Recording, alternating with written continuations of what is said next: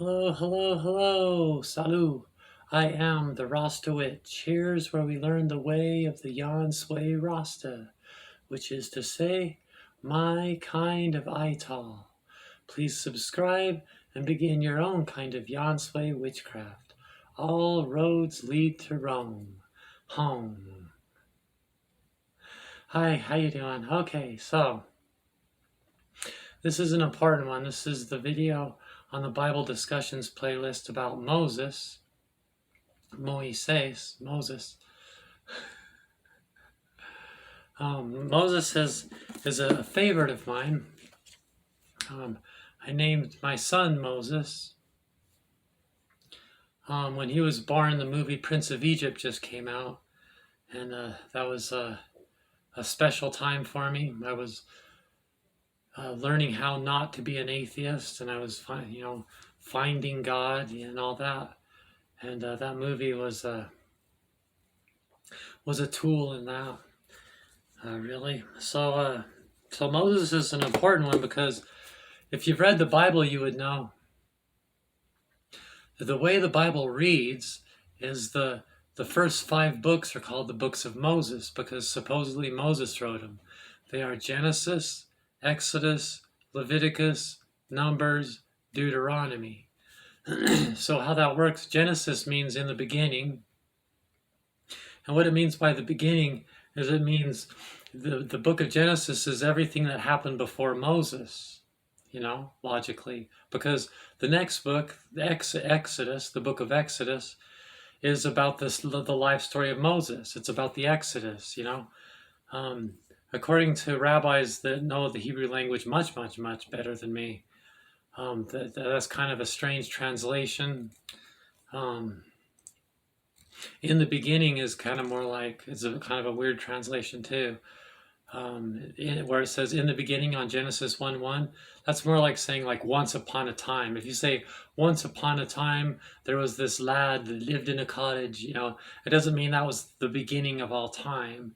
It just means that's the beginning of the story, and that's really how Genesis 1:1 translates into English. And so Genesis really more accurately just means everything before Moses because it's the first book of Moses. It's supposedly Moses telling you about everything he grew up hearing, supposedly, And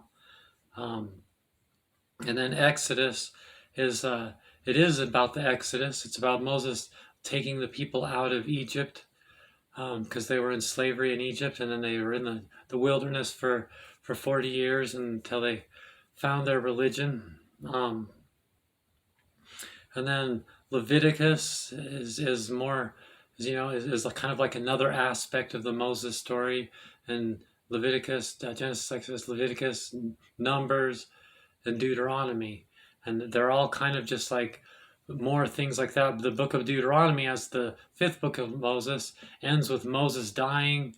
And then and at the very end, he sees the promised land.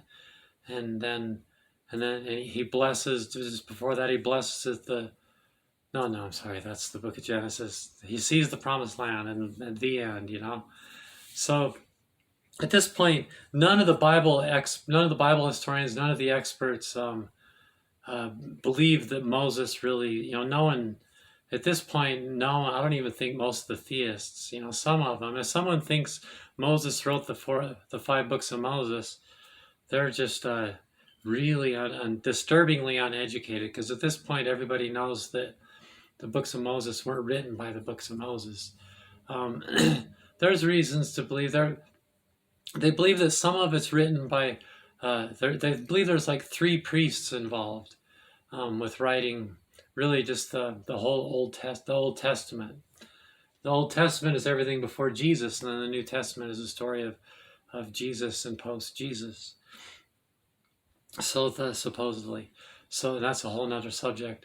So the Old Testament was written by, there was a priest that nobody even dares to identify, some unknown priest, and that it suggested that could be Moses. Little pieces here and there of Moses, but it's more likely he didn't even write anything down. And then And then they really don't agree. They just believe that I've heard it described as P1, P2, and P3. P1 was the priest I just said. Nobody even dares guess who that was. P2 was probably Jeremiah, and that's what the Bible says when you read it. Him and his scribe Baruch. That's who supposedly wrote it according to the text. But when he went into the books of Moses, each new person that wrote the Bible, that added parts to the Bible and that, they went through the parts that was already written and they added little things. And the last one was Ezra. And so Ezra was like the last one to kind of put it all together into the canon, into the Old Testament, and kind of sign it, stamp it. Here it is, everybody. There you go. And then from that point on, we just make believe it's always been like that. And that the people that it says wrote it really wrote it. And perhaps pieces here and there were written by those people, but there's been. And I'm not even talking about the subject of translators, translating and retranslating, and that it's a lot that it was oral traditions first, and then when it was finally written down, it would be translated and all that stuff. I'm just talking about, who's from the perspective. The Jan Sway is more interested in the story, who's really telling the story. So I'll leave a link in the description box, and there's many videos about whether there even was a historical Moses. There's just a lot of reason to believe that there wasn't a historical Moses even at all. There's for example, like Plato, that some people for many, I don't know what to say, hundreds of years probably, or whatever, we've been saying that Plato took things from Moses, but now we're realizing that it's more likely that Moses, this character of Moses, was taken from things that Plato said by Ezra. So the character of Moses was probably just early stories from way back when, put together one more time by Ezra, and before that by Jeremiah. Each time for political reasons at the king's request, because Jerusalem had problems, and they needed to centralize everything to add power to the king and the government and the nation. And there was the northern kingdom and the southern kingdom and blah, blah, blah. I've already talked about that enough. But there was the name Moses. There is a I believe that Moses was taken from Akhenaten, the pharaoh Akhenaten, who was known as the person that invented the concept of monotheism in a very pagan world at the time. He came up with that, and he also, his story, there's many similarities with Akhenaten.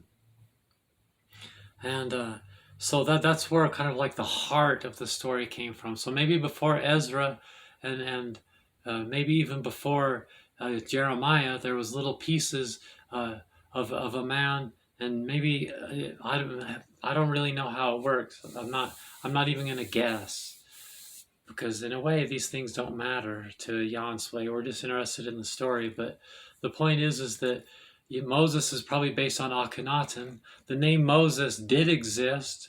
There was a very small group of people that were led out of slavery from Egypt.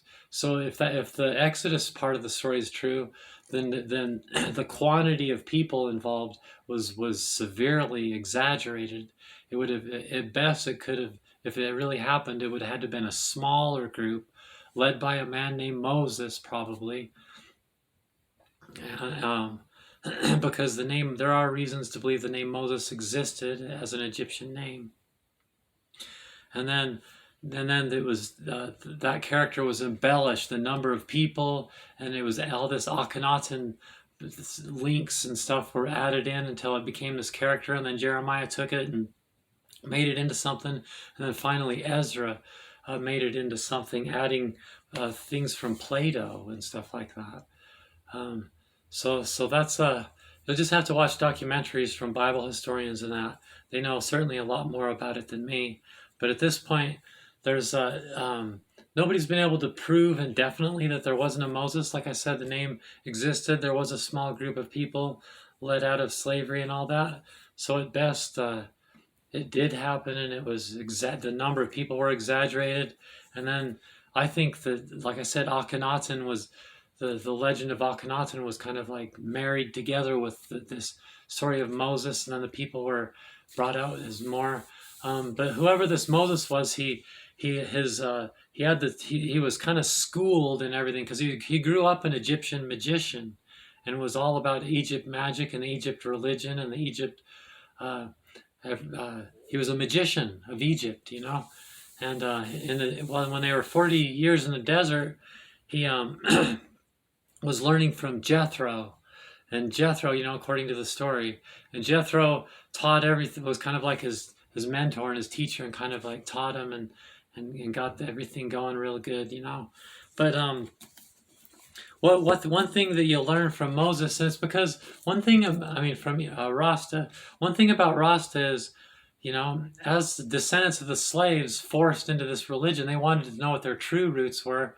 And so as far as Christians, they linked more with the Ethiopian concept of Christianity, which was separated by big mountains, and later with Islam, and kind of lived in their own little world, together with the Coptic Christians.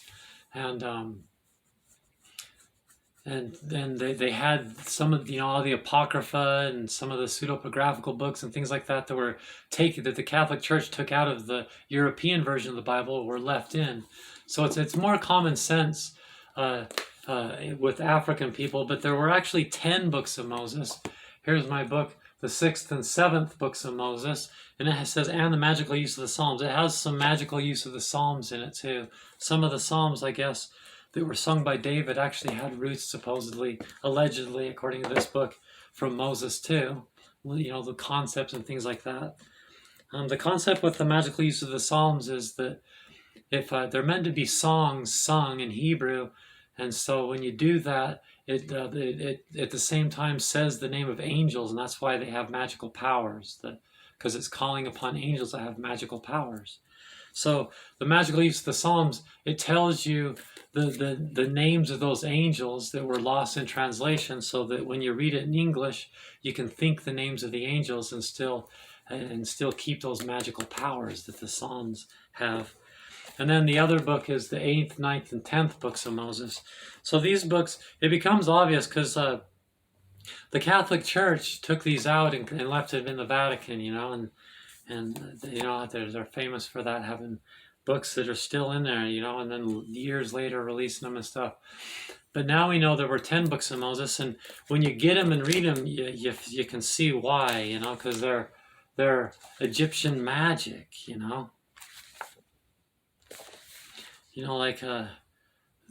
let's see.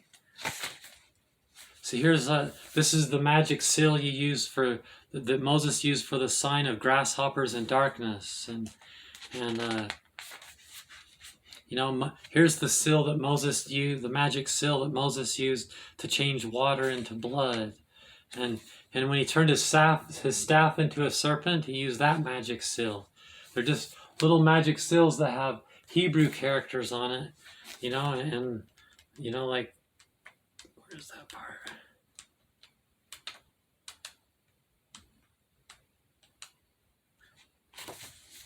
You make this, you put this on like a big, piece of material or something, you roll it out, and that's like your magic circle, and then inside there you can put different seals, for different things, This one conjures the spirit of water, and this one earth, and this one is the spirit of Jupiter and Saturn and things like that, And so basically it see, here's another one, another magic circle for the next part, Here's some angels, You do that magic circle, and then you put this seal in the middle to conjure up Aurelius, and here's Azelius, and Marbelius, different you can conjure up different angels, and there's a whole bunch of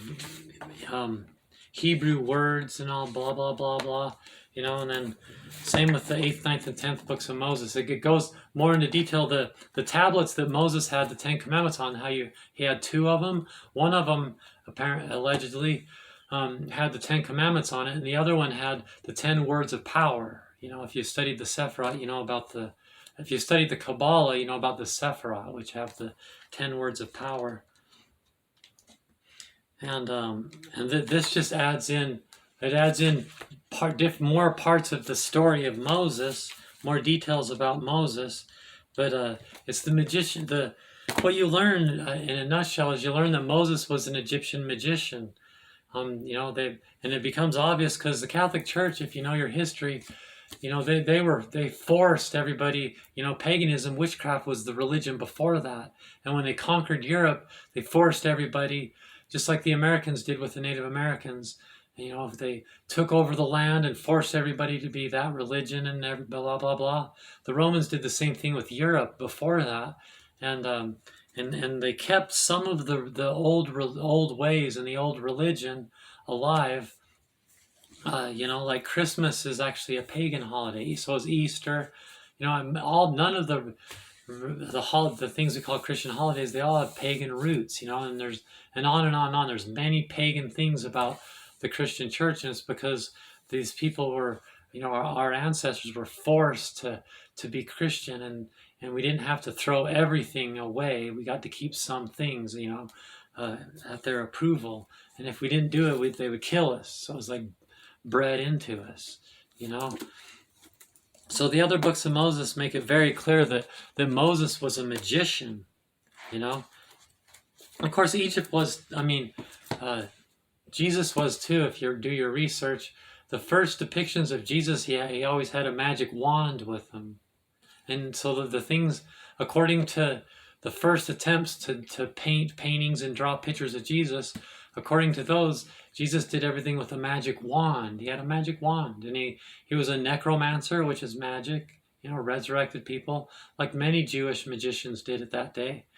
And healed people, and the things, rub spit and mud on someone's eye, that's magic, that's witchcraft, And the Bible, like I've already gone over, doesn't really condone. It's kind of like, like I'm an Eagles fan, like right now, I gotta hurry up and do this video because I gotta see how the Eagles are doing, if we're gonna win or not, because the Washington Commanders were winning, and it was real tough. We're ahead now, and I'm not sure how it's going to end, but I might say, the Commanders, they're not even a real team, but they are a real team, aren't they? I'm just saying that because I'm an Eagles fan.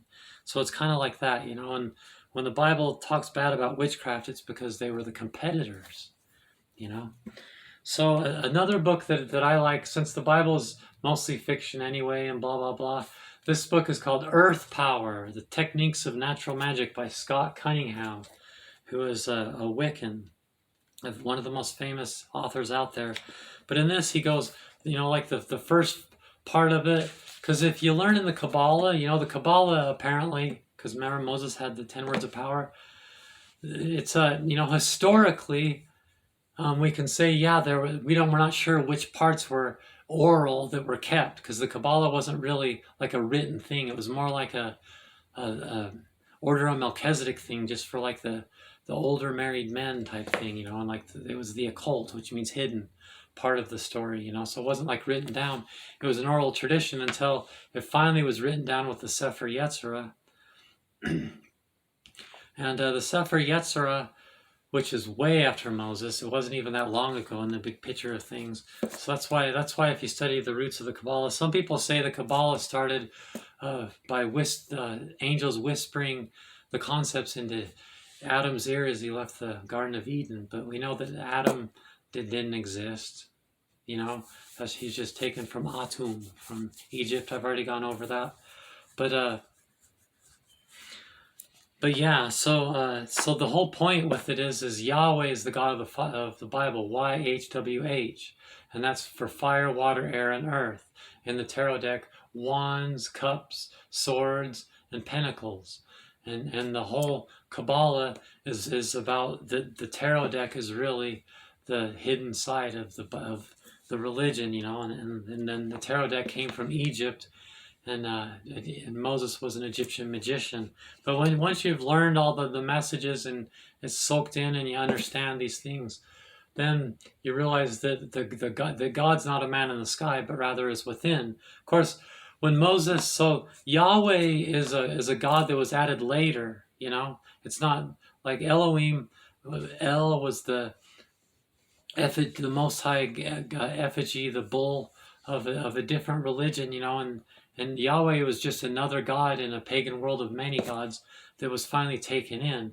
You know, and so Moses kind of introduces the concept of Yahweh with the burning bush. The burning bush is Moses's body, you know, which burns and doesn't burn out because we are, you know, our brain runs on our nerves are like fire, or you know, but it's not a fire that's out at the end of the day or 2 days later if it's a gigantic fire. But yeah, the burning bush is your body, you know, and Jah's within. And Yahweh, this God that's within, is linked with fire, water, air, and earth. Physical fire, physical water, physical air, and physical earth, but also spiritual fire, which means creativity and lust and sexual energy, and water, which is like intuition and dreams, and air, which is like words and intellectual thoughts, and earth, which is like manifest form. So like this, the first part, it goes over the using fire magic and witchcraft, and then another part is water magic, and then air magic, and then earth magic, and this book can be the perfect addition to the other books of Moses, and the realities you've learned about who Moses is. I have this book, which I got from a Rasta elder, that was the Metaphysical Bible Dictionary. It's published in like 1931 or something. It's a really old book that I get to have, that the early Rosses would have had. So it's really special, you know. You know, see right here. That's where it's, if you look up burning bush, that's what it says. The angel of Jehovah, the flame of fire, the bush, are all within the consciousness of man. The bush is a nerve center through which the universal life energy runs like electricity over a wire, making them blah blah. So I just went over that, but that's where I got. This is where I get some of my ideas. This book is awesome, you know. You know, like Bob says, a natural mystic is blowing through the air. A Rasta is a mystic, you know, is a user of metaphysics, and so this is who Moses is, you know. So when you think about these things, hopefully you got from this movie, you'll go, you know what? The two biggest figures of the Bible are Moses and Jesus, and they're both magicians. They were witches. You couldn't say witch because that's a competing, you know, that's like an Eagles fan saying, I love the Commanders. It's like, what? They're not even a real football team. In this house, we love the Eagles, you know.